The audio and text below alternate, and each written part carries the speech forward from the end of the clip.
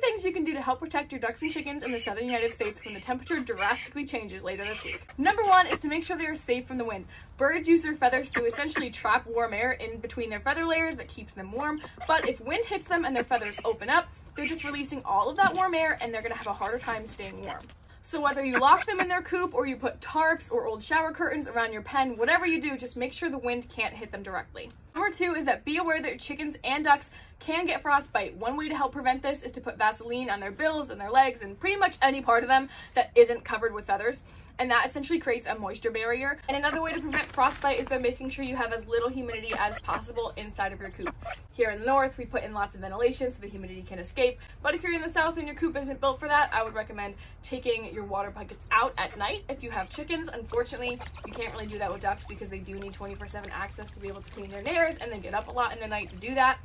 But make sure you're doing whatever you can to keep the humidity as low as possible. And number three, while I would never recommend using supplemental heat for our birds here in the north that had a chance to acclimate to the temperature changes, you might want to consider it for our birds in the south that didn't acclimate to that and maybe going from super warm to super cold very fast, because a fast change in temperature can cause them to get sick.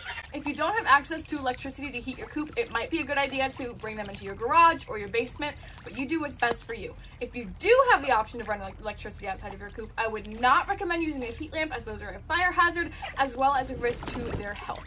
But you could use a ceramic heat plate. Usually the cheaper ones run around $30 or $40, and that is essentially a safe way to help heat your coop and keep your birds warm. If you have any additional tips for our friends in the south, please leave them in the comments, and I wish you all good luck.